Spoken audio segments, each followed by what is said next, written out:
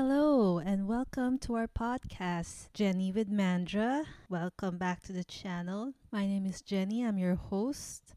And here with me is my one and only special guest all the time. It's Recurring guest Alex. I'm ordinary Alex here. How's it going, And guys? yes, we are so happy to be back. We were trying to record this podcast with video, not in Zoom, and we kept on having technical problems.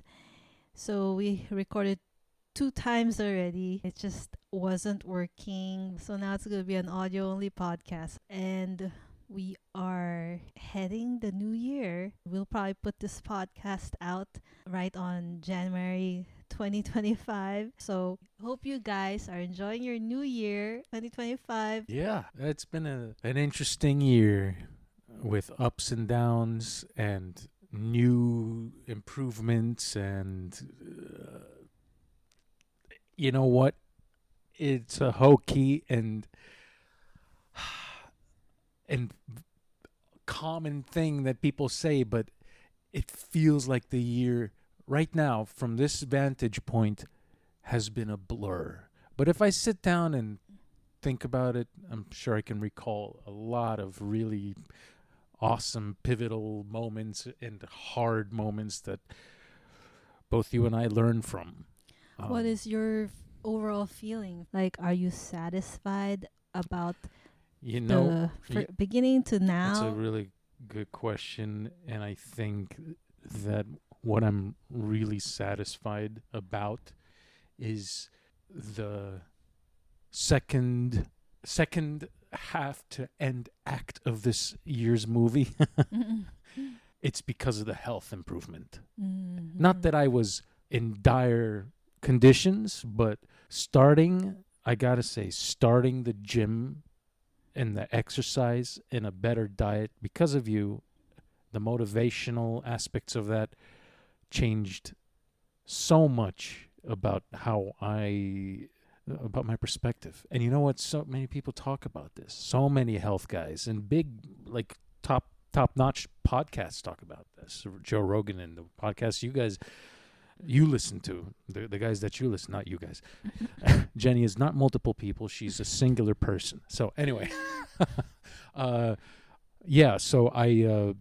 that has been such a positive boot kick in my behind to get me off my ass, to get me some sort of better discipline. And I'm still working on a lot of stuff.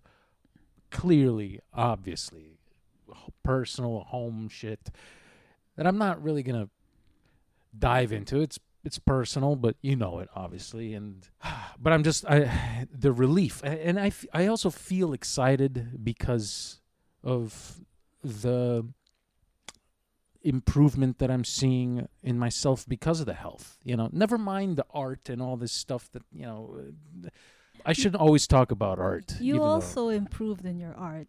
Sure. Yeah. But this is a very important achievement for me because I think not only does it help the improvement of the art, but it makes me a better a better thinker, a better creator.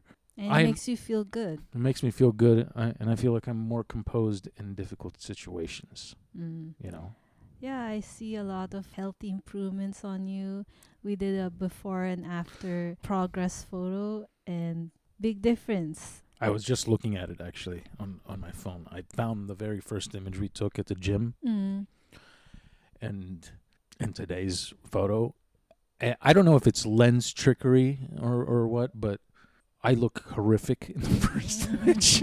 I look like a schlub, like a bag of just anatomy randomly placed. Here's a shoulder. Oh wait, that's not a shoulder. That's a pec. But compared to the photo today, I actually have a definition, a shape to my figure. I look like a grown man. It's so stupid to say that because I'm already like, come on, I'm not a young 20-year-old or 30.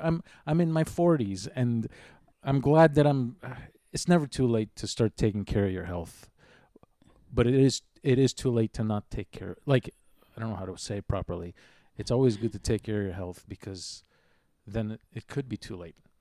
I don't know what the hell I'm saying. I'm not a health coach. But you know how people say, take care of it now, otherwise then it'll be too late to take care of it. You hear that stuff when you Yeah, I hit a hear certain people age. say that, but it's Mm. never too late. It's never too late. Always, Yeah, yeah, it's yeah. always never too late. It's better to start whenever you're ready, because if you are forced to start, it's not gonna be as meaningful because you don't really want it. You're just going there, being there for someone other than yourself. I feel like it has more value if it starts from you and you understand why you're doing it. Same as with art. You said something right now, being there for someone else other than yourself. I heard a quote from, I don't know if it was Joko Willing or some other person who's an athletic motivator. I'm sorry, I'm not giving justice to these brilliant people, but one of them said something. The most important thing is to get up in the morning and be ready for you. Show up for yourself. Show up for yourself. Have you heard that before? That quote? Show up for yourself. If you want motivation, show up for yourself. Like something like that. Show up for yourself.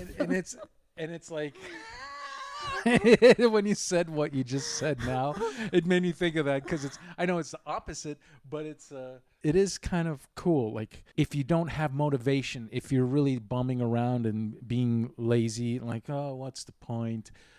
Do it for you. Do it. Like, that's such an interesting perspective. And sometimes I feel like it's one of the hardest things. Sometimes, and you know me, I can be quite self-deprecating to the point where I don't give a shit about myself.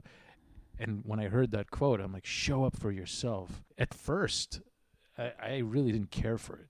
Because But- to show but- up for yourself is very not that clear. But it is poetic, it Yeah. is powerful. I understand what that means, because of how I'm feeling. Mm. And if I let myself down, I will understand even more so what it means to show up for myself. That's how good I feel right now. Mm. If I crap out, if I go back to my old ways, that's me abandoning myself. The opposite. Mm. Anyway. I guess if you put a meaning behind that, then you know what you're going to show up for. Because if I'm just thinking show up for myself, it could be a lot of things. Do this so that I could be more focused. That is myself. Versus be up and do that to look good for the guy that I like that doesn't pay attention to me. I want him to pay attention to me. Then I guess that's not yourself. Well, it's probably also it's way out of context. Are you on the same wavelength? When we first did our podcast, I was really burnt out, and now I definitely don't feel exhausted that I am wanting to, what do you call it, like push back my tasks. Now I feel like I'm more ready to do work. Now that we have been working out for a while, it's just managing my time is what I'm trying to figure out. I'm right there with you. I'm still Yeah. trying to figure out my time management and priorities. Mm. Like, priorities in terms of, okay, work is a given. It'd be silly to neglect something that provides for bills, food, paying for the roof over your head.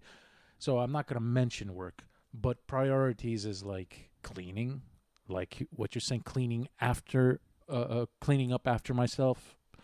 I know that sounds like I'm not a pig, people. I do have a tendency to put things off. Like, oh yeah, I'll take care of it in just a second. And then that just second turns into a day and then a week. And so, like, just as an example, yesterday we're doing some small upgrade and renovation in our kitchen, and I'm using the help with my father on that.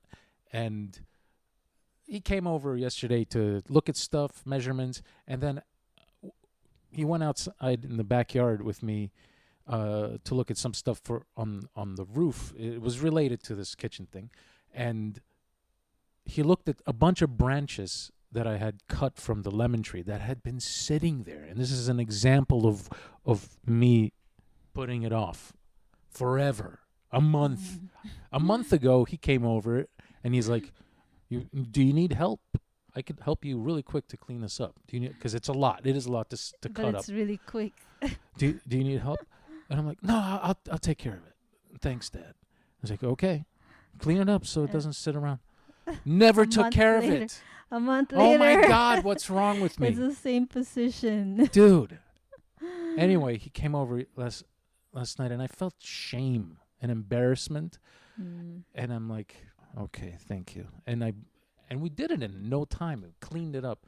He gave me a piece of advice that I've probably heard a million times before, but I don't know. I guess I'm growing at a late blooming stage or something, maturing at a late blooming stage. But he said, before you go to the gym, spend some time in the front yard and the backyard, and you'll have a better time at the gym. Every morning, whenever you're going to the gym, also spend some time in the backyard, front yard, sweep some stuff around, and you'll see how much better you'll feel when you return back from your exercise to a cleaner place. I'm like, yeah, of course. And you've said that before in a different way, where you're like, it'd be nice to come home to like a more tidy. I'm talking about the front yard, because our front yard does feel a little simple and plain, but sometimes during the winds, branches fall and it causes a huge mess of leaves, and it's a constant job of sweeping and same with the backyard. So, and it's not that I just sit on my ass with on my hands. When you have work, it's really, this is what I meant about priorities earlier. It's really hard to like, I need to complete a task for my client who's freaking out because of deadlines. And how am I going to, where am I going to find time for this? You know what I'm saying? It's so difficult for some reason. But now I feel like now I'm getting into a rhythm, which is good. Have you heard of habit stacking? Not sure. Why don't you explain it? Yeah, it's about when you already have a habit you're doing every Friday, Saturday, Sunday, working out. Mm-hmm. So you're already used to doing that. So you stack it with something else before or after a habit you're used to doing. So it's like a reminder to do that habit. So you add cleaning the backyard every Sunday before working out. Yeah. After workout, we should do podcasts, because then it'll remind us what's after working out. Podcast. Which is what we're doing right now. Yeah, that's right. So And I don't have to people listening. A person might hear this and say, "Oh man, doesn't this guy have responsibility? Why does he need someone to constantly push him, watch over him? Like, can't he do this? I don't need somebody. I would hate somebody to be telling me what to do and all that." I just want to say I have zero pride or shame in like Jen's help. Your help is tremendous to me. It's positive. It strengthens me. It's what I've always, it's a part of me. And I know that I don't want you to think that that's a burden or anything, but it is a tremendous positive, beautiful, caring, loving deal to me. And even when it might be frustrating to you, I just want you to know it's just it's such a great thing that I constantly feel improvement and an upgrade because of it. Not that I couldn't function without it, but I do feel more better structured because of it. It's so weird to say this.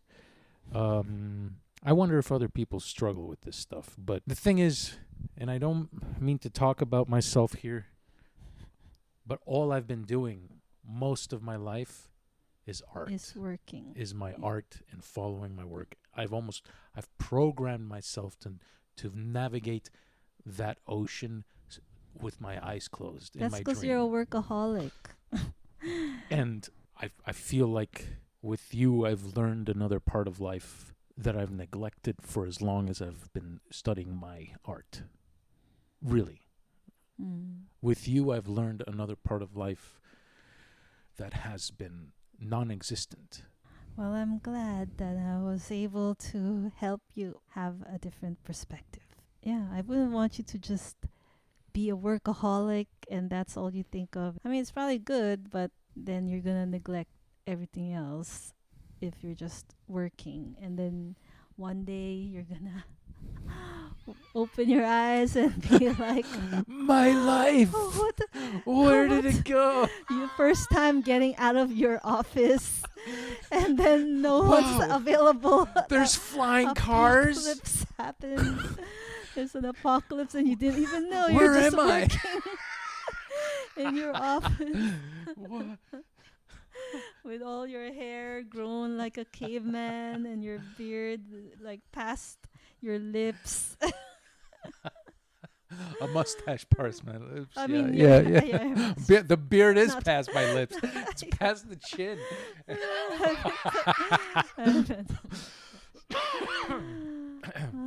But yeah. And then all your stuff has been stolen outside. Yeah, I the don't. office. I've been imagining painting. Sounds Yeah. like a movie. It does So, sound like. what have you been watching? What have I been watching? Now It's a- that we're into this apocalypse movie-ish idea. Oh my God! 28 years later trailer. By the way, Oh, looks yeah. awesome. Who's the director? Danny Boyle. Oh yeah, that's right. And the cinematographer is Anthony Dodd Mantle, who's the Mhm. first cinematographer, and the writer is Alex Garland, who's the original writer of Mm. 28 as well. The Wow. entire crew, even I want to say some of the original cast is in there. The ones that Mhm. lived through the first, maybe Cillian. Mm. I have no idea. The trailer looks amazing, so well edited. Danny Boyle's sensibility just screams through the trailer. That's probably one of the only films currently I'm very excited about. But what have I been watching? What's the recent thing I've been still on a kick of. I haven't actually been watching full films. I've been watching moments of movies, but I've also been watching commentary on films. I've been commentary by Tarantino on movies he wrote but didn't direct, like True Romance or whatever. Commentaries by True other. Romance? True Romance is a Tony Scott film that Quentin Tarantino wrote. Mm. It's one of his like first that he wrote, I think. Mhm. It's kind of what put him on the map, I suppose, as a good writer. I might be saying the wrong thing here. I might be wrong, so I'm sorry to any cinephiles out there who are probably screaming at this podcast. But yeah. Anyway, been listening to a lot of commentary, film commentary, and getting influenced to make my own shorts. I have been watching movies without sound and Mhm. studying cuts and studying cinematography, seeing how it makes me feel without the use of audio. And I have to say, I've learned even more so. It's just only reaffirmed how much power sound has to a film when it's Mhm. used properly What did with you good watch? editing. I was watching Man on Fire, Mm. which is another Tony Scott film without audio. I was watching Gladiator without audio. I Mhm. was watching some old school 1970s film with Peter Falk and anyway, I've been going on old school kicks. I haven't seen anything current or new, and if I have, I just don't remember it because of the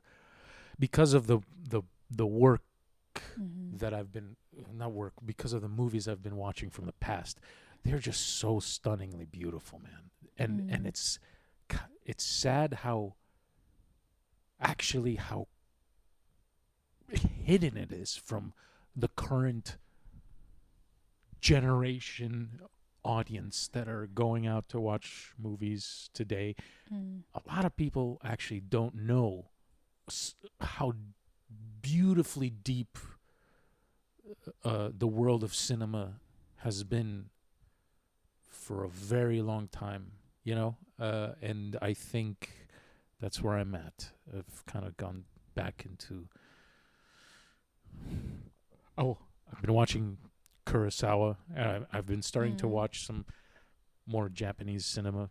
Mm. Well, you Uh, definitely don't need audio there well, right, but because you won't but understand. I'm not only talking about dialogue. I'm talking about Foley. I'm talking about the soundscape, the sound effects, the use of music. So you said you don't listen to any audio, Yeah, right? no audio. Yeah. Yeah. So no No audio. music, no Yeah, ambience. right. Yeah. But with that being said, if I was to watch a Kurosawa movie, yes, I would have to read the subtitles, but the experience is also in how the sound is designed for the movie, Mm. the rhythm of the sound. So I'm watching these films. I was watching Pulp Fiction silently, and the shots and the editing and the color and the facial expressions stand out even more vibrantly, so to speak. But when I turn on the audio, it all melts together, and it's really immersive. You know what else I tried is I just listened to the movie almost like it's a radio, Mm. and it's interesting the feeling I get out of it. It's so rhythmical. The dialogue between characters, like the diner scene opening shot in Pulp Fiction. I love you, honey bunny. I love you, pumpkin. You hear the guns being placed on the table. They kiss. Or everybody blue. If you want to move, I want to you. It has that type of cadence, that type of rhythm. You don't even need to hear What the they're words that they're saying. saying. It's just there's a musicality, a rhythmical musicality to dialogue, and I love that. I love that in films. In really good films, it's very apparent because the actors put time into pacing. They don't just say the dialogue like a robot. Oh no, watch out! It's an alien behind you. It's very ba ba ba ba ba ba ba ba ba ba. No, ba, ba, ha, ah! There's a pause behind things, and I think it makes it even more effective for editing. Christopher Walken talks about that in Mm. he doesn't necessarily read the entire script. I'll stop after this. Sorry, he doesn't necessarily read the entire script. He just remembers his lines. He doesn't need to know the other characters' lines because to him, dialogue is more musical. It's more rhythmical. And sometimes you don't even need to know what you're saying. He doesn't know what he's saying. He's just remembering the words and he's playing off. And most of the time it works because it is audio, because it is musical for the audience. The audience might also be lost. They might not be paying attention, but it works potently on a musical level. And I think that's genius because music is such a potent tool of such a potent thing of art. You listen to a track, just the first 5 seconds of I don't know, you name it, of Fleetwood Mac, Fleetwood Mac changes or whatever. It tugs at your heartstrings immediately, and you don't even know what they're gonna sing about. But it's just that first melodic thing. Same thing. I think that's. I didn't invent this. It's just I started paying attention to this way of looking at things, and it I don't know. It's beautiful. Sorry. And I'm going to stop talking Why are you saying sorry? because I feel like I'm ranting. Sorry. What about you? What have you been Oh, watching? well, I have been watching Air by, Air. yeah, That it's sounds so about familiar. Air Jordan, but the movie's Air. Oh, So the writer is Ben Affleck. I mean, the director's Ben Affleck. And then the writer's Alex Onveri. cool. It stars Matt Damon, Jason Bateman, and Ben Affleck. Is that a recent film? 2023. Oh 2023. wow! So Ben Yeah. Affleck made a Michael Jordan film. Let's He's see. made some good films. Argo is pretty cool. Did you ever see Argo? That's the one they're at a different Yeah. country, right? And they have to leave the place Yeah, yeah. by pretending they're filmmakers. Yeah. Yeah, I really like that film. Yeah, that was a good one. Yeah, so this film is very inspiring, actually. Air. Air. It's Matt Damon works in Nike. That's where the main story is about. The protagonist is Matt Damon. His boss is Ben Affleck. And isn't Jason Bateman the guy from what's that one? The TV show with money laundering. What's that one? We watched that. Oh yeah. Yeah, Ozarks. Yeah, yeah. Yeah. So that guy's also his Ben Affleck's boss, but the main no, sorry, Matt Damon's boss, but the main boss is the one that gives the money and investment is Ben Affleck. I feel like I keep on saying his name. So Nike, I don't know if it's totally a true story, but Nike was known, this one I know is real, that Nike was known for their running shoes. They got really popular because of that. And then Converse and Adidas became more popular than Nike because Nike just stuck to running shoes. While Adidas started going towards basketball as well and other sports. Mhm. Converse was being open to not just one sport but other sports, and then like leisure stuff. Interesting. But Nike just wanted to curate and be more featured to running, which really affected them. That's the what I know about the history. The movie started off with Nike already being at their low point and trying to veer off of running. And they're trying to choose which player they should feature the shoes with, but they want to choose like 3 players. While Matt Damon is very passionate about basketball. He's so into basketball, wants to only choose one basketball player. And he is very passionate about Michael Jordan. He really, that time, Michael Jordan wasn't known. He was just starting. Who So plays Michael Jordan? they didn't show his They didn't face. show him. Didn't show, and Oh. they never showed his face. They were always What? talking to the parents, especially the mother Oh, of I see. Michael I Jordan. see. So they casted the mother and the father like I see. full face on, like acting, and while Michael Jordan is like always hidden, always his back turned on the camera. I see. Interesting. Yeah. But it's a nice story about following your instinct and your passion and taking risks, taking chances, and if the odds are against you and the people are against your what you believe in, he still pulled through and did what he think is beneficial to the company, for his coworkers, for himself. And they were against it because it's a lot of money. It's Mhm. very scary, but they liked his idea. They were just too scared to go through it. They were just, because it's like so much money put into one person, and it's only that person that would make it or break it.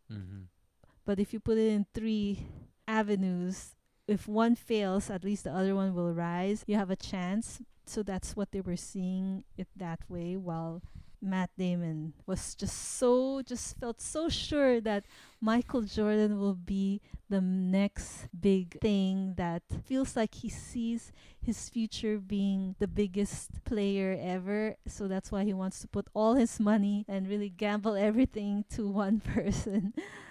And if you don't know the future, it is scary. If you think, oh, that guy is just a rookie, you want to put all your money there and all your investment, like, are you gonna do that? I Do you see. think, are you gonna put Yeah. everything you've got, everything you've earned, all your heart and sweat to what you believe in? Let's say it's not a person in your personal life. You're gonna use all the money of your parents. I mean, not all, but the money that's saved up. It's big enough that they can suffer if you weren't successful at this plan of yours. If everyone's saying that, don't do it, are you going to do it? Or do you have an experience that you had reached that point where it's a big risk?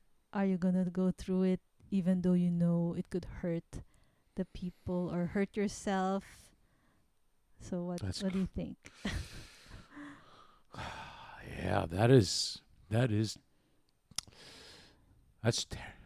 very frightening. That's terrifying to like Mm. have that. Man, that's an interesting thing. That's a very I don't know. Yeah, you know what? I don't know how people do that. I don't know. Mm. There's been many other cases where like, especially, I guess, I don't know. I'm not a big sports guy, but I remember watching a movie called Moneyball, Mm. and Brad Pitt's in that, and Jonah Hill's in that, and So nothing in your life that you have ever have done that?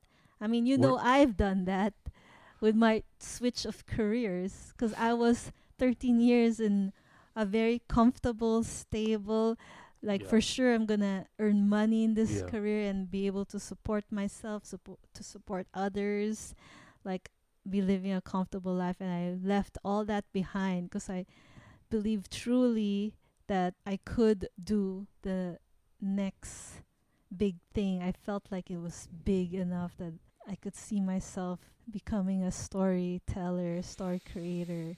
And I really wanted your support because I couldn't do it alone. And you were scared. You were scared for me to leave that job and support me because you don't know how much it could be so heavy. you're And right. I was scared, but I felt like I was telling you that I believe in myself. Yeah, Would you believe in me? I think I'm really worth investing, and you're right. that is a That is, big but change. it's not quite the same as like Yeah, it's all not, or but nothing, because that's there was still some sort of like foundation already. You weren't like completely out into the well, deep end. you were really scared. You actually denied my my proposal. You denied it because you were so scared, and I was so really heartbroken. I felt Yeah, really I remember that, depressed. and I'm sorry about that. Oh, But no worry. But now, of course, it's I just if you think knew the future. I just think I guess that is my example. I don't know if I have that for myself. If I've taken such a leap, Risk. It's a big but risk. you're an example. My father, my father is an example. My father took a huge leap to flee Bulgaria to go into Germany so he can have visas to come to America. And it's uncharted waters, so to speak, from his perspective. Like, we're just going to make it because it's a land of opportunity. We're going to make it. And that's how just the three of us, we were not a big family. Mm. But same with you, it's like the previous job was so just sometimes Comfortable, like just demoralizing sometimes, and you're seeing your passion in front of you and you're like, I want to do that. I know that I can do that. And that's what I was saying is like you weren't completely out of the blue because you have a history of creative stuff. You worked in editing, and you understand yeah. cinematic language and all that stuff. I mean So him as well. Like no one would just go and do some because my career was way different than like my money making career listen, was way different than a lot of people's stories mm-hmm. that once, like let's say a comedian before they became like a a huge success in comedy, they were doing something vastly different. and they were like, "Man, I really know I could do this." And when they tried, they failed, but they knew they belonged and they continued. That's what it is. I think it's you knowing in you that that's where your heart belongs. I love that you knew that. And yeah, I know that I was scared because I'm not in your shoes. Because it's also at the same time I am trying to put myself in the shoes. Man, what if I had to switch? But it's hard for me to say that because there's nothing else that I would rather do. And I see making movies or making music the same as painting. It's all so I'm already there. So when you're going from what you used to do to I want to go into boarding. I want to go into story creation. I want to go into story writing. I was like, all that was playing through my head is just what I only knew. I also wasn't as mature back then to have a better perspective for you. And with that being said, all I remember is how people gave me limitations and said, "Oh no, you need to. You can't. You have to practice, otherwise you'll never." But practice is obvious, but a lot of stuff that I was told that no, it's impossible. You're not gonna be able to if you don't.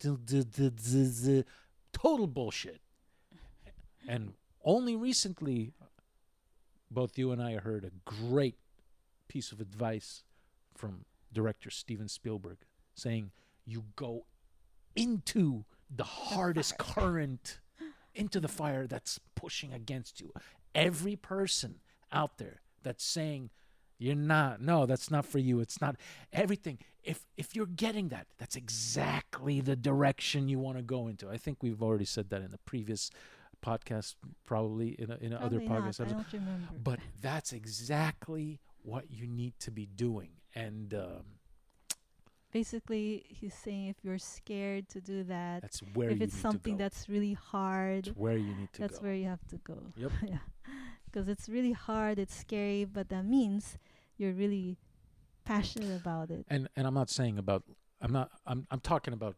It could be about anything. I don't know. I don't know if that's good advice to give. What if like it'll end your life? What if it's like a bad situation? I don't. That's No, about but your passion about your stuff, not passion, yeah. about like. Yeah, no. Cross the savannah with the hungry lions. It's okay. You should just run across the river filled with alligators. You'll make it. Race the train. It's not what he's talking about. He's talking about a perspective of becoming a filmmaker because everybody was probably doubting him or telling him it's not going to happen. Your movie's not going to happen, We're putting Steven. stories, but Yeah. it's probably not the case. We're just Yeah. imagining We're that it imagining could it. be. But It that's could how. be that. Listen, he's also such a legendary filmmaker, and that's the power of such a good filmmaker. He's taken something from his life that was so difficult, and he's telling that to people that are listening to him as a mentor, and who knows if what he's saying, okay, is real, but it's so honest. It is true. And it's such a powerful thing to take for yourself. It's a gem.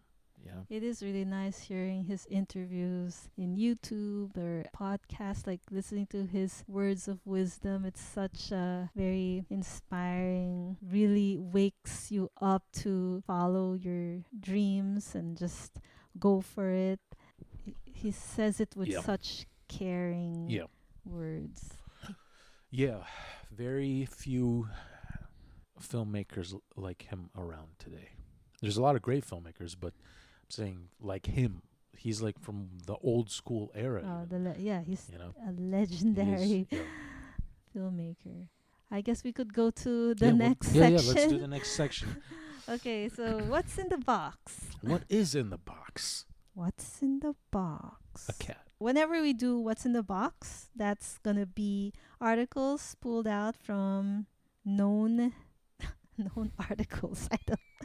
Anyway, it's like articles, An okay? article. It's an article In this article, from Script Mag. Okay. And this title is How Do I Pick Up the Pieces with Writing Creating After Burnout? Or let's say it could be after, a long holiday break. How could you go back into your creative space? She discussed this is like a coach, a creative A writing creative coach. coach. Oh, okay. She was saying that first you have to prepare yourself to acknowledge that when you take time off, that you're not working while you're like Christmas Day, you're still working, which I think we, we actually did that.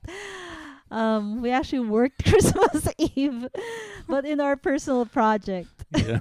Yeah. Not the That real was work. fun. Yeah, it was fun and a little bit challenging because we were giving like a falling as- bet. Oh, can we work, all the way till the morning?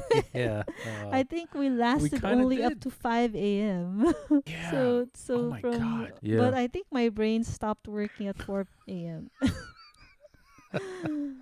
I was like daydreaming while I was working I feel or the same. half Yeah. dreaming. I was half dreaming. looking at a empty screen for a little bit. I know that for a fact. Anyway, that's not the point. The point is, so how could you get back? First, you have to acknowledge that it's okay that you should take a time off and recharge yourself so you could do better like when you get back. So if you're not bustling with new ideas and tons of writing or creative energy yet, don't worry too much, okay? That's what it says here. It may just mean you need a little more downtime or recovery time. The recommendation is to restart gradually. The part of you that feels worried about making up for lost time would want to fight you on this. But trust me when I say that if you give yourself a chance to ease back in, you'll build up quickly to where you want to be with your creative process. So yeah, number 1 is to start slowly by starting like 5 minutes of doing your work, up to 15 minutes, and then you increase it from there. What do you think? Good? Yeah, that is good. Okay. Second is be aware of your overall state. Mm. Feeling late and behind, and maybe even doubtful about your future as a creator. It's nearly impossible to create from a fearful state of mind. As you begin working again, allow yourself to casually observe how your state of mind and being shift and change for the better. Number 3, notice when you choose comforts over working. Notice when you do things other than creating, and non-judgmentally observe where things went off the rails.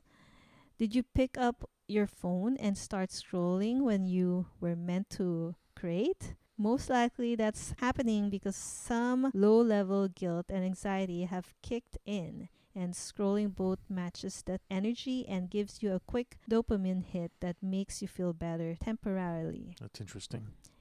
And even though those quick hits feel good in the moment, they don't last. And they don't solve or help the overall not creating discomfort. It's funny about points like this. It feels like it's common sense, but you need to hear it to be reminded of it. So it isn't common sense, but it feels so like, oh yeah, of course this. But how come I don't think about this? Like on a day-to-day basis when I am working, Because your mind is already overflowed with negativity. or self-doubt, or just stress. Okay, I'm gonna do this. The last one is take care of your creative self. This might include looking at what you're feeding yourself in terms of the media you're taking in. Are you watching, reading, and listening to media that inspires you? It can also mean getting enough sleep, continuing to get downtime, and anything else that uplifts your spirits and state of mind. Right. For me, listening to favorite songs, reading delightful books, spending time outside looking at the sky, and watching shows that knock my socks off are excellent balms. So what are your favorites to, like the example she gave, to take care of yourself so that you could nurture your creative Right. creative self? I mean, definitely what we talked about earlier, like watching film, Mm. reading about film, listening to commentary. I think that really helps. Mm. It used to be looking at paintings and art, Mm. but I feel like I've been oversaturated with that, and there's still an overwhelming amount to dive into. But ever since I tapped into my love of film again, because I've done that since I was in high school, Mm. movies. I I never looked back, and that's not to say that I don't practice painting or drawing. I still do. Never gonna lose that. But yeah, my favorite is watching and learning about movie making. Yeah, I think recently what we have been doing is the podcast that's helping Oh, of us. course, yeah, yeah, Yeah. right, And then yeah. yeah, watching movies, of course, it's been like that ever since before until now. It never fails. Um and I have been like even more listening to like lyrics and melodies of That's interesting. yeah, That is and interesting.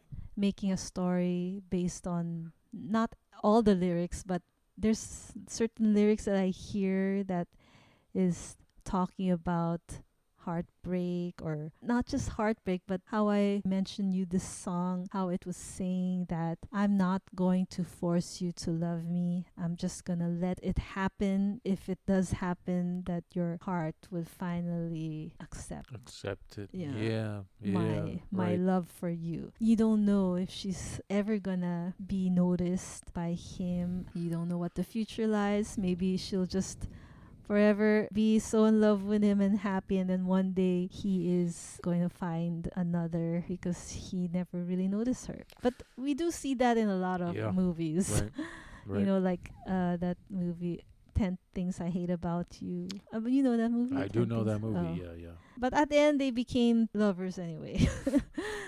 The um happy ending, the good, the safe ending for Hollywood. Let's just come on. We can't just leave it at a heart wrenching mm, decline like that. We gotta make them fall in love, because that's what happens every day with people. The ending is always happy. Not. I'm gonna switch to the next song that I was telling you that I made stories about. It is the song the Apate Apate Right, song, right. and just by little like sentences here and there. By the way, Mm-hmm. your interpretation of apate Uh-huh. is It's different, of is course. It's so much more sophisticated than what that. And no, I'm not dissing anybody it. can know. I mean, anybody could look at a But different it's point of I view. find it amazing. I think that is really cool, because if you were to throw that in front of me and go, make this something deep, I would struggle. I'd be like, what? I don't know. They're all fighting zombies while this is playing. Like, I wouldn't. But you found it. You listened carefully, and you found like the juxtaposition to it. I'm like, that is genius. That is so. I didn't True really listen writer's to it director's mind. carefully, but you know, You you felt kind it. of You felt it. feel like You didn't. something, Right. something, Yeah. something that's there that Yeah. speaks to you, Yeah. and you find something vulnerable Yeah. about it.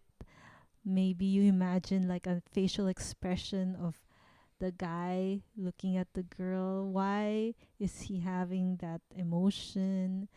Like things like that. But the song is actually really fun and uplifting, and it sounds so like happy. That's what inspiring, listening to music and Music. Yeah. making something up. Out of man. Same here. I used to do that as well. Is actually just listen to tracks and then come up with visuals. But the lyrics is something very interesting, because, as you know, I don't pay attention to lyrics very much. And it's something I Hmm. should. It's the Yeah. writing. I mean, it doesn't have to be all the lyrics, but something that triggers an emotion from you is what you have to pay attention to, and speaks to you, brings back emotions from your past or experience or trauma. Actually, I'm gonna take back what I just said because you reminded me of that. Mm. It's not that I don't pay attention to the lyrics. It's that sometimes most music that I have listened to Mm. didn't point me to pay attention to lyrics, but music that I have, let's say you're listening to Johnny Cash or listening to Fleetwood Mac or whatever, there's a, for me at least, when I would listen to their tracks, I can't help but notice what they, just the way it's composed Yeah. musically and rhythmically, I can't help but to notice what they're singing about. And then it hits me. Then it's Mm. like super Yeah. powerful. I don't Yeah. listen to every single line they're Yeah. saying. It's just a little line here, a little line there, and then Yeah. you kind of put them together, even though it wasn't supposed to go together. Maybe, I'm not sure, but I think what you're saying is what I'm Yes. doing. Yes. Yeah. Just So to, you're listening to what the story's about. You're putting some symbolism to it. If the music is mumbly that you can't really understand every single word, a that's little actually the ambiguity. best Yeah. one to make stories out of. Yeah. Yeah. Yeah. You can interpret it as like something. It's funny. Michael Jackson songs Mm. did do that for me. Sometimes Mm. I can't tell what he's saying. It's my big dad, but the hell is he saying? That could be three different things. I sit on my pet eggs and what? That's not what he says. Why would it? And then it's like common sense. What? Why would he say he's sitting on his pet, Alex? Nobody does that. He's clearly He's- singing. He's sitting on his peck. No, this is suddenly an adult podcast. Okay. I could be here on your chest. Oh yeah. Oh, the peck. peck on Oh, your the chest. pecs. I'm thinking about something else. All right. Okay. Okay. Moving on. Moving on. Yeah, so other than that, what can you say about getting back into your creative, after a long, I mean, it's not that long. How many days have we not been working? Like your real work, not the personal work. A week. A week? Yeah. About a week What do you think you're going to do when you get back to your real job? with my personal life, or just in general. With your leave, with with your real job, how are you going to get back to that working mindset of being a workaholic again and like working hard? Here's the thing. I mean, The point of working this hard. vacation for me, whether you know it or not, the point of this vacation for me has been to recalibrate my mindset. So when I do return into that working state, I do it with a healthier approach. And it's always been that. I've been preaching that to myself for I don't know how long, and I've failed at it, but I feel like I've gotten better at it. So as I'm going back into that mindset, into the work, I'm not gonna then all of this is pointless. If we're doing all of this and then, all right, push it to the side, back to no health, workaholic. No, the key, But I mean, how are you going to get grow. back to work? Like, are you Oh. able to just get back to work just like that? Just a snap of a finger? I don't think so, right? Or No. unless you are able to do that. No. to do that. No, oh, I see. What How are you going to like get into it again and be like so excited about it again? I generally look over the stuff where I left off. Mm. First of all, remind myself where I was on that path Mm. with what I was doing, and then I find the energy of it, of where I was with my inspiration with it. It's almost like when I stop working on work, the inspiration also gets stored in a little mental chest. And then when I come back to it, I reopen the chest. It's kind of like the briefcase in Pulp Fiction. When they open it and it's glowing, you don't really see what that is, but you can feel it's an energy. It's symbolic for something, and that's what I do. I regain that, And I know that I'll probably be pleasantly surprised being able to come up with even something new. Like, oh, I have a better idea now. It's almost like starting a piece of writing or a story or a music track, if people make music, or painting, or even if you've been editing a movie and you set it aside, a personal short film, you haven't finished it, and you come back to it and you rewatch it and you're like, I know how I can make this better. I'm going to edit it down. I'm going to cut this part out. It's going to be simpler, more effective, punchy. Only difference is sometimes, this is where it gets complicated, the very original energetic intent sometimes is always the best choice. So, with that in mind, where I have left off was the finish line for where I was. So, like, I made sure I was finished before I stopped with whatever I was working on. So, all I would have to do is find out where I left off and pick up new inspirations for it. Like, that's how I would do. That's where I would be coming back into work is rediscovering my old inspirations and pick up new inspirations, which is interesting. It sounds simple, but I think it could.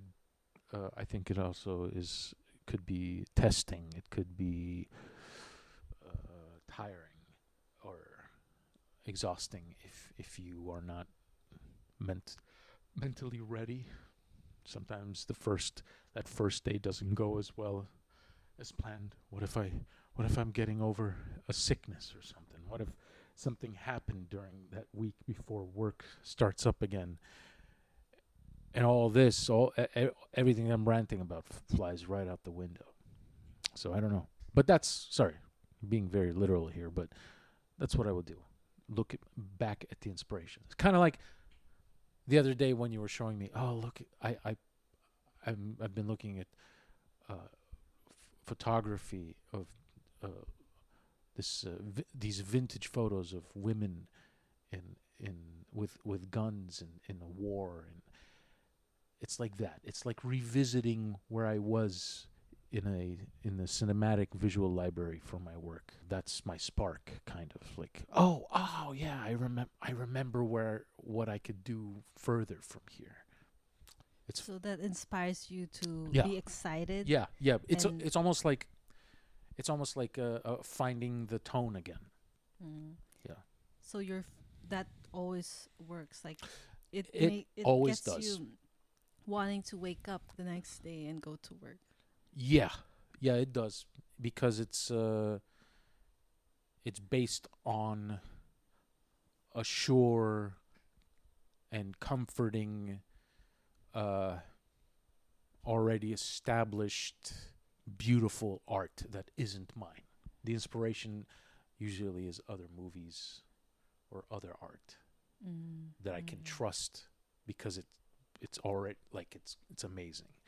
I'm not inspired by my own stuff. Like, I don't go back and I was like, me. Yes, that was so brilliant. Let's go back. No. I look at other people that were inspiring me to begin with, and new ones. Okay, cool. So Sorry, let's I go. was really long on that. It's okay. Let's go to our last Okay. section. What's in the paper What's bag? What's in the bag? What's in the bag? Too much. What's in this section is we used to do questions from your Instagram, from your followers, but we're gonna do something different now. From now on, it's gonna be our questions, and we put all that we could think of questions in this brown paper bag, and we're just gonna choose, blindly, and just read the question, and whatever we think is a better question, we're gonna answer. So that's the thing now, what we're gonna be doing. I like and this. if it's a weird question, that's Alex made that question. Yes. So heads up, if it's a cool question, that's my question. That's Just kidding. right. That's right. No, it's probably true. That's right. And you want to read yours first? Okay. This This is a good question. What terrifies you the most when you think of the future? Dude, that's definitely You yours. want to hear my question, which is your question? You No! wrote this. What's the smell? What's the smell under the couch? What's the smell under the couch? What is it? It's almost close. If a dog could talk, what does it sound like? What is your favorite exercise? Oh, I do.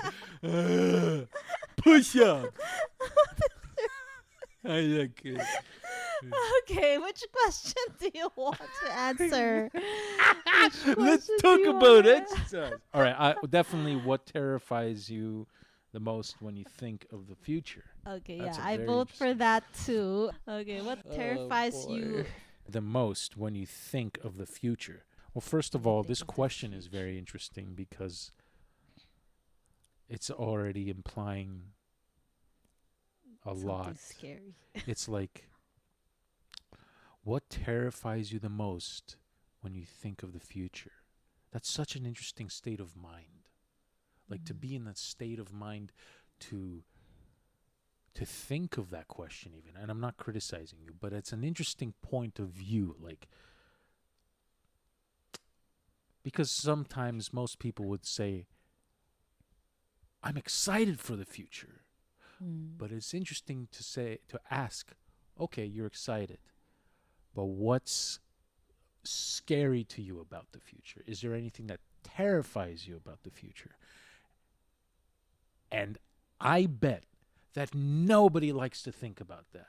I bet that people like to push that away and lock it away because, in most cases, it stops them in their tracks and they can't move forward into their own future. However, I love this question so much because this is what propels me into the future. I think fear, it's kind of like having a nightmare. I actually love having bad dreams because I know I'll wake up and it'll just feel like I just had an amazing movie in my head. But I have a clear answer about this. Oh, you know you have like okay. a direct answer. Okay, here you A go. direct answer. It's losing everybody around me that I love, losing them, and then realizing that I had the time, but I didn't use the time wisely with them. Losing, like, eventually the people around me that I love are going to disappear. It's like that inevitable road, and I wish I had the time. I wish I made better decisions to have the time with them. That's why I'm doing the stuff I'm doing now, but that's what terrifies me. One of the things that I think about a lot. I think about that a lot because of just the way I'm changing myself. I'm trying to change myself, and it's forcing me to think about that. You know what I'm saying? It's like if I wasn't thinking about it, that means I'm probably I'm also not trying to change that about, because I probably think I'm comfortable, but that is something I think about. I think about you. I think about my father. I think about my family in general. I think about our pets. I think about the world, going places, and time is going, and I think about me. I think about getting older and not having enough time to do things, and that's for some reason that terrifies me, but it doesn't paralyze me. It doesn't petrify me, because the road is ahead of me. We're freaking lucky as hell because we live in a world where it's all very still very possible. We're not living in a war-torn country, and we're not living in communism, and we're not being oppressed by a dictator. We have the freedom to do everything we want to do. It's all about how smart you are to do it. If you're smart, you get to do a lot of things you want to do. If you're not thinking and you're wasting your time, by the way, I'm telling this to myself in the mirror. Everything I'm saying. If you're wasting your time, you're going to just blow it all away. And that goes to a micro level. And the micro level, the macro level, whatever you want to call it, is like cleaning the backyard. You're just putting it back, to bring it back to the full circle on that regard. You're neglecting it. It's all about that. It's all about that, and it's the future lies in my self-discipline. The future of how things will go out, whether they're going to be terrifying or not, is in my control. Because if I let my control be out of, like, I don't have control, that's the terrifying part about it. It's like, dude, you lost control, and now you're, oh, help me, please, somebody just help me, I fell on my ass. No one's gonna help you. That's what I tell myself. That's what I've learned from my father, and he's told me all these things as being helpful and loving. I don't see it as a negativity, and that's what I've learned from you. But yeah, that's a beautiful question. What about you? What do you find terrifying Well, when you think of the future? definitely loneliness really Right. terrifies me. I'm not. I used to be very sociable. When you get older, I don't have the energy to go out. I don't want to party anymore. I try some meetups in the past, and maybe the last time I did like a meetup, it's in this writing group called Act One. Oh. I went to their meetup, and it was just even though they're all writers and I'm a writer, I just still feel out of place. I feel like they already have their niche. Is that They probably all fell out of place, though, believe it or yeah? not. But I feel like I try too hard to connect with people.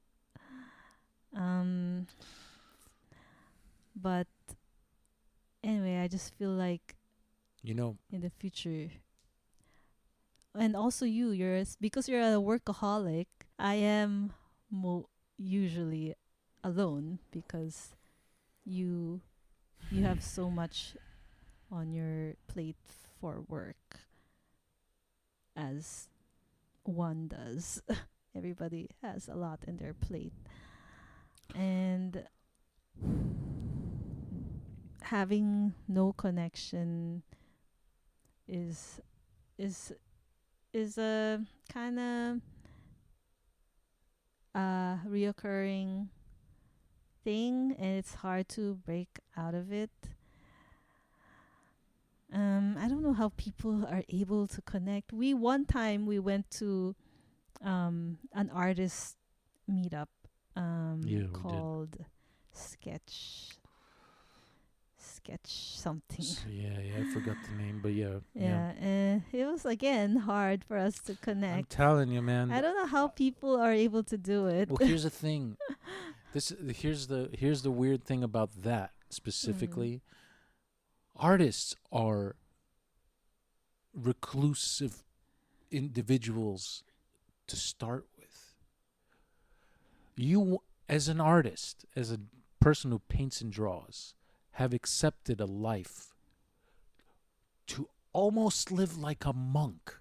I dedicate everything that I'm doing to become good. I'm not going to go to parties. I'm not going to think about dating. That's the beginning of it. To become good, because I want to be as good as Norman Rockwell or Drew Struzan or my idols, my heroes that live amongst me, that are alive. That's how it begins for a lot of artists. And that's what I was talking about earlier. You start in that lifestyle and you neglect actual life. You neglect life. And then you come back into it later when you're successful and comfortable and you make money. Let's go out and see how things are. I'm not saying that it's like that for everybody. But for someone like me who had to do it on my own, I was not served my career on a silver platter. No one handed it down from me from an upper high studio that I didn't have a scholarship. I kicked myself into high gear and I knew I had to do this. But when you go out of that finally and you're like, I'm established and you want to discover life, it's it's like a it's like you're already old. First of all, you're a veteran at what you do. The world around you doesn't give a shit how good you are at what you do. So you're going into places and you're like, I'm gonna make friends. I'm gonna meet someone I could maybe fall in love with. I want to be sociable. I and and you present yourself with the only thing you have. And the biggest kicker is they look at you with like, what? That's what you do. That's kind of. I mean, that's kind of cool. I guess I can't relate because most people actually don't do that. And with that in mind, it's a dying art. And with that in mind, another terrifying thing about the future is the state of art. But that's out of my control because I'm just always going to practice my art, whatever. I don't give a shit. But it's like the with what you were saying and But how just do people to say, yeah I'm not going to these events for connections to get work because I already have work, and right I'm going to these events because I want to have like like-minded like my people yeah to yes connect I with, like, know because I yeah never had yeah that. and we're by the way we're going to those events with that in mind, but what we are not realizing is that those people are also like us, whether they're there for the same reason or not. They're also going to be sort of awkward and shy and like, I don't know how to start a But conversation. they seem to, the people there seem to get along with True. everyone. Probably because they're already there with somebody they know, and Mm. they're like, I'm just gonna talk to the guy I came with. like you and I, like we were just sitting at a table, and they're like, "Guys, want to play a game, Scrabble?" And you're like, "Yeah, yeah." And then when we played that game, Mm. It was we fun. loosened up, and I started doing voices. I did like one of the games was like this militaristic game. I'm not gonna go into detail, but I did like a Raiders of the Lost Ark German dictator voice. I was like, "Uns ein," like I did that thing, and Mhm. they kind of looked at me and was like, "That's a little bit too accurate," and I'm like, "Oh shit, did I hit a chord? Was I maybe offensive? I'm loosening up too quickly." That's another awkwardness that I can't fine tune that. Here's another thing, and I mean this as a compliment. It's hard to find people that you can be so openly comfortable with where you're a total asshole. And I'm not saying asshole in terms of like destructive and I make people cry, but like I'm being a jackass. I found you and I feel so comfortable to just be a silly goof. I can't find that many people to be with it. I still am reserved with a lot of other people that I know. Maybe very few other guys that I could just be open and talk about whatever I want and mention fears and say dumb shit even though I'm going to get criticized or get shut down or be called out on my bullshit, but I feel comfortable. I feel at home because I'm with the right person. It's hard to do that.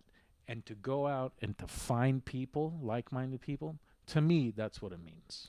Like talking movies with, talking Yeah, that's like stories right, with, right, right, psychological stuff that's could right. be used for stories, things like that. It's hard to connect to that level because I feel like they first look at commonalities, which is animation, character, and I don't do character designs. Mm-hmm. And I only worked in one animation series. But now I'm doing movies, Live and action, yeah. No, live action. yeah, I got I that don't know feeling. if that's what's causing it. I hope No, but you it's know that's and that's not your fault at all, of course. because in the And writing place that I went, the writing yeah, meetup, yeah. there's also a lot of animation writers.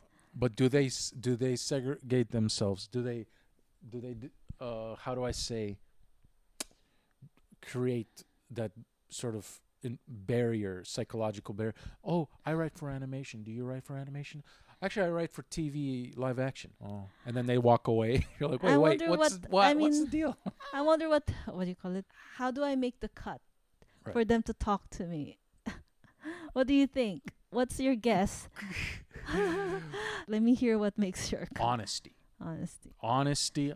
When I go and talk to somebody, I could generally tell from how much they're reserved about what they want to say, that oh, maybe they can open up or whatever, but if they continue being just fake in conversation, that's what, to me, that's where I'm like, What do you think? I can't. What makes the cut to others?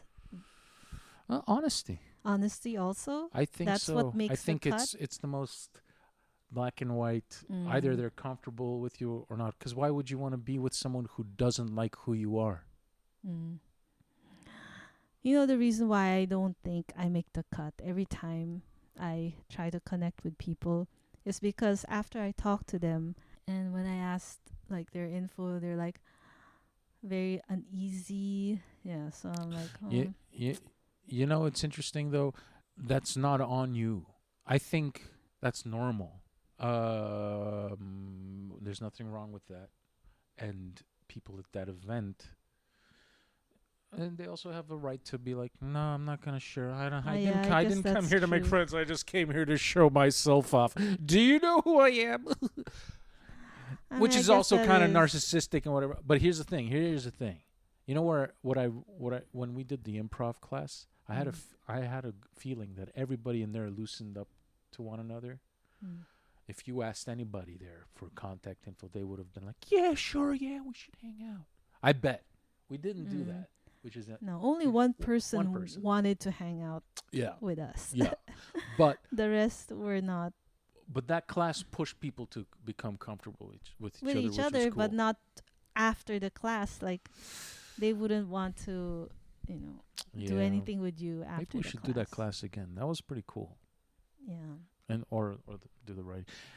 Anyway, you're saying that is what gets you to not quote unquote Yeah, I make the haven't cut. gone to any But meetup. I think, But when oh, go ahead. Sorry. well, no, it's all right. I'm gonna be quick with this. I think also we live in a place, specifically we live in LA, and we live in a time that's just, it's kind of different. And I say that just from my personal experience. People have changed. It's different. It's actually harder to make connections. I've realized that. If you don't already know people from I don't know, from your work or whatever, or circle of artists that maybe you've been communicating from social media, it's hard, man. Or classes you've taken. Mm. It's hard. I feel like it is hard to do that. Yeah. But I think that'll open up. I think there's going to be change. Really? I just think the past several years have been hard on people. It has been hard, where socializing has not been in their forefront. But now that's changing. I think there's more encouragement now to socialize. I think there's more encouragement now starting, especially going into 2025, for people to be Why you more. say that?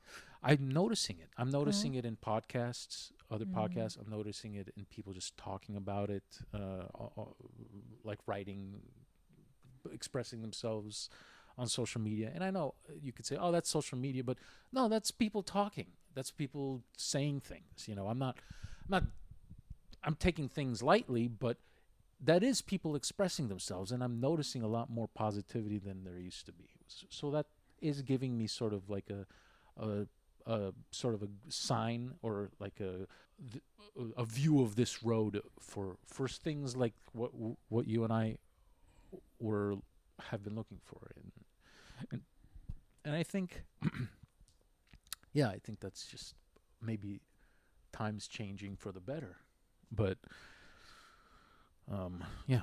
My number one priority is doing a really good job at my story creating in my job currently and my other future jobs that's gonna happen. I actually would love to just prioritize that, and that's really my love and passion that keeps me going and keeps me wanting to wake up every morning. I'm really so into it. I get to go in my imagination and build a world that I would look forward to interact with these different characters that I create in my head. It's such a joy and such a also very blessed that I get to That's do that. that is awesome. The cherry on top, if I do have someone to talk to about stories that would ignite something to keep a creative flow, I feel like that's important. But it is a cherry on top. I do still have my imagination that I could rely on to be inspired, and other things that I could rely on, like, movies, shows. But I know talking to other people, experiencing life through other people's eyes, that you talk in person, that you don't have to listen to documentaries all the time and hear them talk about things, or YouTube and how their life is about. It's also nice to Yeah, get to know someone that's also what makes you a and better writer too. yeah, and experience their life through their eyes, Yeah, like in person, like actually talking to them. you're And right. that's why I like to have connections. I had a lot of unfortunate relationships in the past that didn't go well, but it's never too late because I found you, and we do match really well. And I was brokenhearted for the longest time, Right. but look, we found each other. And so that sounds like there's hope. If this happened, then there's so many things that could happen Right. in the future. So shouldn't worry. What you said about like experiencing the life through other people's eyes, Mm. that's so that's so great.